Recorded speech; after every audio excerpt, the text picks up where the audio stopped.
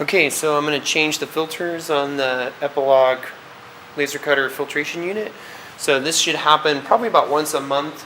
During heavy use times, you might do it more frequently, and if it's not getting used a lot, you could do it less, but generally once a month.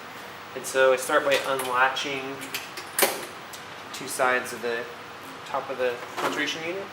Then we've got, here's our first pre-filter, super dirty. Second pre-filter, also super dirty. And then we got a metal gasket here that pull out, that aside. And then here's your third filter. This is the main filter, and so that's also very dirty.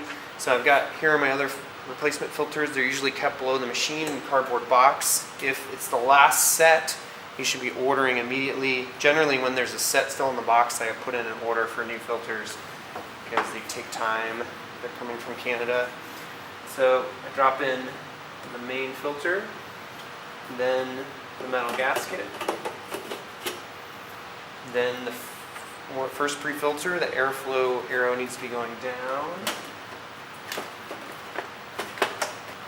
and then the other pre-filter, and then I put the top back on. Make sure it's tight. Latch it down,